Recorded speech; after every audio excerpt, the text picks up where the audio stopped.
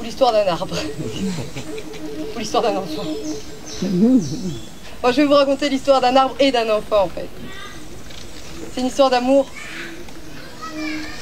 Il était tout petit, le gamin, quand il a rencontré l'arbre.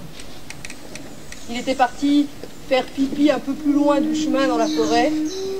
Et quand il avait vu l'arbre, son petit cœur d'enfant avait bondi. Alors il était arrivé près de l'arbre, il l'avait serré fort contre lui.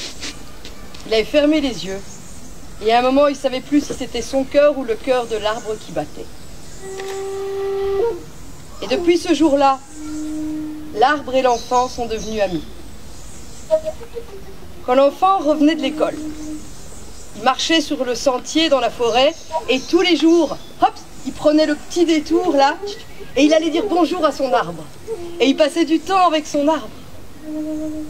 Parfois, il grimpait à ses branches, puis il sautait d'une branche à l'autre, il jouait à être un écureuil dans les bras de l'arbre. Parfois, il attrapait les fruits de l'arbre, il les buvait. Parfois, juste, il lui racontait ses soucis à l'école et l'arbre l'écoutait sans jamais rien dire. L'enfant était heureux et l'arbre était heureux. Un jour, l'enfant, il a même gravé un cœur dans le tronc de l'arbre. Et il avait mis M plus A. Ça voulait dire moi plus l'arbre. Puis il y a du temps qui est passé. Beaucoup de temps. L'enfant n'est plus venu dire bonjour à son arbre. Et l'arbre, dans sa forêt, il avait le temps long. À chaque fois, il guettait quand il y a un pas qui approchait. C'est mon enfant!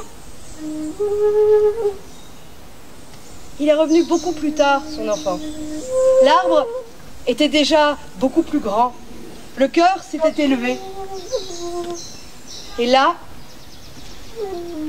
il a entendu un pas. C'est lui. C'est mon enfant. Oh, comme il a grandi.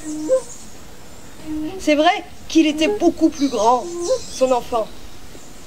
Il avait des petits poils qui commençaient à lui pousser au menton. Et puis, sa démarche n'était pas la même. Il traînait les pieds, il avait la tête basse, un pantalon qui pendait à la moitié de sa taille. Et l'arbre, il a dit, mon enfant, viens jouer avec moi, mon enfant, enfin, je te retrouve. Et lui, il a cogné un petit peu comme ça dans une racine. Il a pas fait mal, mais tu sais, genre, ouais, enfin, tu sais, moi, j'ai passé l'âge de jouer avec des arbres.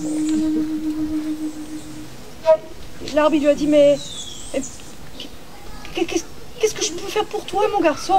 Dis-moi, n'importe quoi, je le ferai. Et lui, il a dit, bon, de toute façon, tu sais, tu peux pas comprendre, t'es qu'un arbre. Moi, ce que j'ai besoin, là, aujourd'hui, c'est que les filles s'intéressent à moi. Voilà. Et en fait, sans argent, je sais pas faire, voilà. Mais tu peux pas comprendre ça, toi, l'arbre, hein? Et l'arbre, il a dit, je peux pas comprendre, c'est vrai, mais je peux t'aider. Il a dit, regarde tous mes fruits, là, qui sont mûrs. Cueille-les, prends-les dans des grands paniers, va les vendre au marché. Puis comme ça, après, tu pourras aller faire ce que tu veux avec les filles, hein? C'était une bonne idée.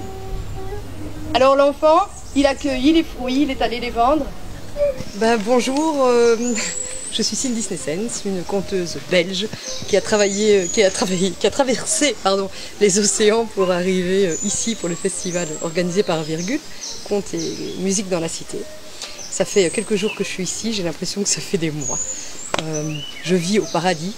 Je viens d'entendre Michel Corrignan, le breton, en train de passer, qui racontait justement une histoire de paradis et je me suis dit, mais ça devait être un peu comme ici. Déjà par rapport à la nature, à l'extérieur, les arbres, les fruits, mais aussi par rapport à la nature des gens de Martinique.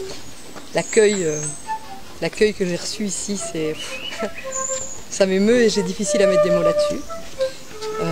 Et c'est un honneur d'être sur une terre où la tradition orale est si présente et si ancrée. Et c'est un bonheur de rencontrer les conteurs d'ici et puis tous les conteurs du monde qui sont réunis pour ce festival. Voilà, c'est une grande aventure humaine. C'est très très beau.